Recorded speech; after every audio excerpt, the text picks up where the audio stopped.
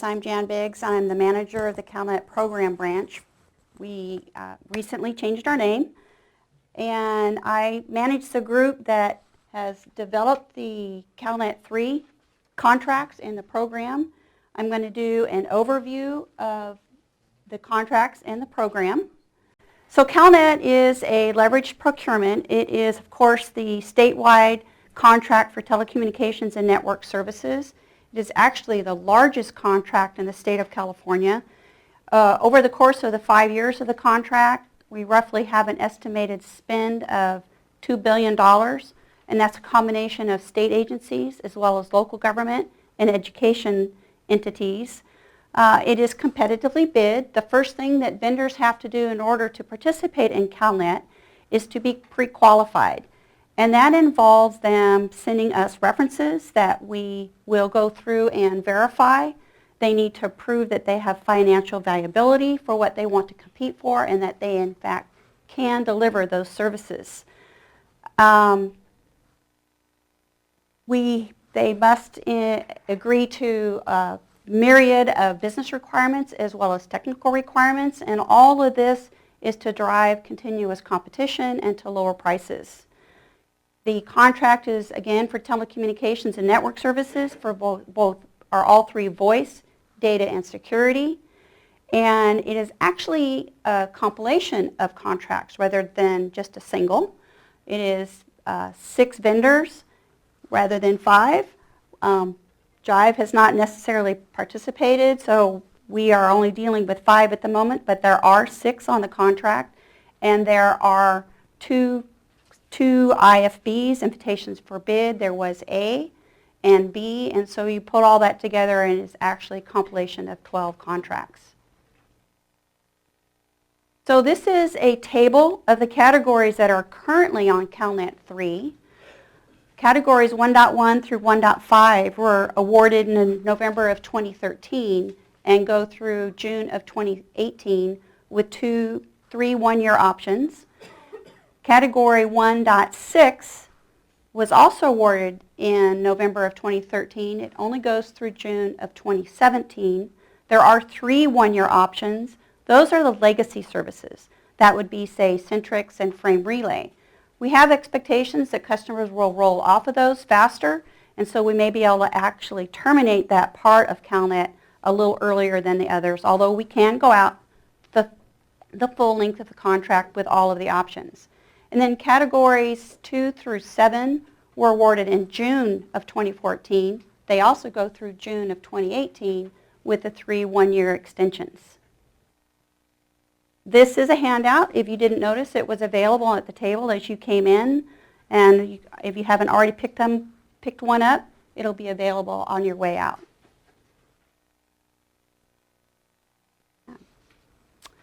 So CalNet is a procurement vehicle. The intention is to streamline the procurement for our customer agencies. It does allow customers to avoid the complex and sometimes arduous process of doing some of their own procurements. The CalNet team has done an extensive amount of work in putting together all of the terms and conditions, the technical requirements, SLAs, and they have reviewed and evaluated all the bids from the various vendors. They've pre-qualified them. They've done vendor negotiations. And then at this point in time, there is still some transition of CalNet 2 to CalNet 3. That CalNet team has put this in place so that customers can, in fact, avoid some of this repetitive workload. Relieves you of some of the resources and constraints and costs. The services off of CalNet are readily available. Again, you're not going through a lengthy procurement process with a simple submission of a Form 20. And if there is a need to terminate services off this leverage procurement, rather than terminating an entire contract, you can terminate only those services that you have in fact selected to use. CalNet is a program. I have a significant staff that have a lot of experience. Probably wouldn't want me to tell you how long some of them have been doing it, but they have been on the contract team for quite a while. There are significant pricing advantages that we monitor. The first one I would mention would be most favored nation. All of the vendors must, over a repeating time, evaluate some of the larger contracts that have a larger customer base to determine what pricing that they are offering. They must then in turn, because CalNet is considered most favored nation, they must offer our CalNet customers the lowest pricing in any of their service environment. We also have no ceilings in CalNet. For instance, CMAS has a ceiling of $500,000. That might work for some of your projects, it may not, but CalNet has no ceilings on any of the mandatory services. We also have postalized pricing. That refers to a vendor must offer the same monthly recurring cost for a service regardless of the location of its delivery. And if some of you know, there are some challenges to getting services out to some of the very remote areas. The vendors are not allowed to pick and choose where they can actually rise or lower some of the prices for a standard service. There is capped pricing in CalNet. When the vendors competed for the categories that they were awarded, part of their submission in their proposal included pricing. There were certain levels of pricing that they had to get under in order to be successful in being awarded. Once those were established on the contract, the vendors cannot raise those. However, there is an opportunity for customers who want to negotiate with a vendor to lower pricing for their particular locations. We refer that to an individual price reduction or an IPR. We have found that for a vendor that will actually produce an IPR for a particular customer, it has in fact put pressure on the other vendors to lower their pricing in order to remain competitive. So this is, again, driving our continuous competition. Part of our program, actually a very large part of our program, is vendor management. We have some of the people on our team are constantly monitoring all of the vendors to ensure that they are in compliance with all of the terms and conditions of the contract. We are continuously monitoring their performance. Now, because we are involved with multiple customers, state and local, we do get a tremendous amount of feedback on the performance. So we can see where a particular vendor is doing well or not doing well and do some comparisons there. We also have some folks on the team that ensure service level agreement compliance. And probably more important to you folks is if there has been some disruption or maybe just degradation of your services, if there are financial remedies that should be awarded you, we have folks on the staff that also make sure that those show up as reductions on your bill. So we very much watch your financial remedies. We do have a customer service line, and that is an opportunity for us to ensure that customers know how to in fact leverage the benefits of CalNet. Customers can call in and give us information on issues that they've had with vendors. Again, that's where we can monitor vendors, not only where we're watching what's happening in the network, but the feedback from our customers. Customers can also call in, just seek advice, finding out what services that are on CalNet may in fact best meet their business needs. The CalNet program monitors the fact that state government entities are required to use CalNet. Each agency has a chief agency telecommunications rep, or an ATR. For some of the larger agencies, that chief ATR may appoint some ATRs in order to spread out any type of the procurement activities. And then we added, of course, local entities as well as educational ones. This expanded our customer base tremendously. That made participation in CalNet very, very desirable for our vendors. And therefore, we also were able to, if you want to play in this environment, there is a large opportunity for you, but part of that requires that you give us some lower pricing, even on a continuous basis, as I mentioned earlier on the IPR. Now we have two processes that you are probably very familiar with. There is the exemption process. If a customer finds that they need services that are on CalNet, but they would prefer or have determined that they would rather receive those or procure them from a non-CalNet vendor, they can submit a request for exemption.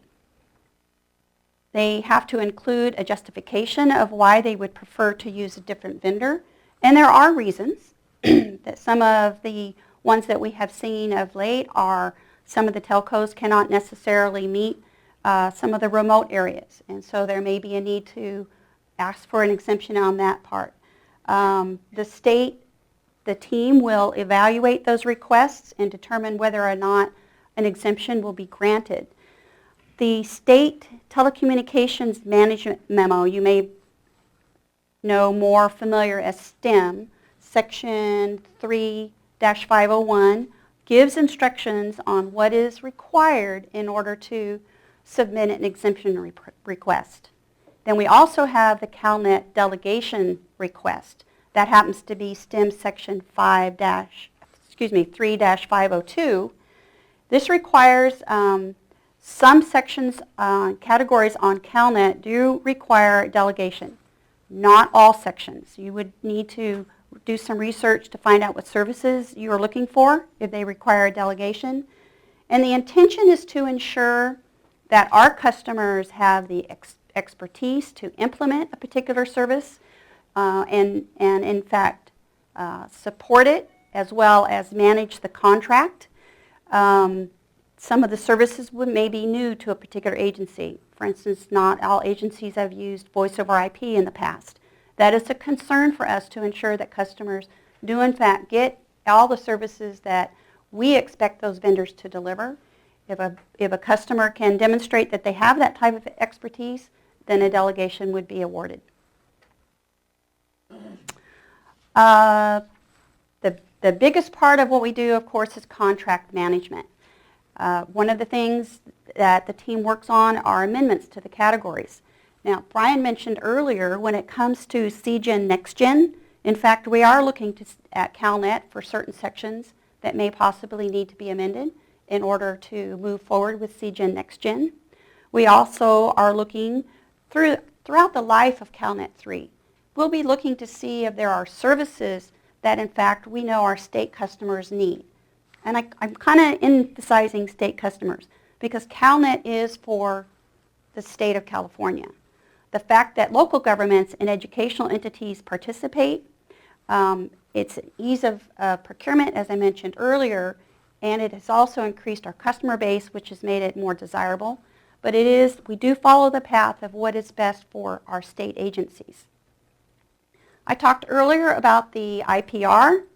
We do look at statements of work, and these are primarily for services that have an hourly rate, say professional services, or if you have site preparation work, and we will look at the statements of work to make sure that the contractors, the vendors are in fact following the terms and conditions of CalNet when they put together that statement of work.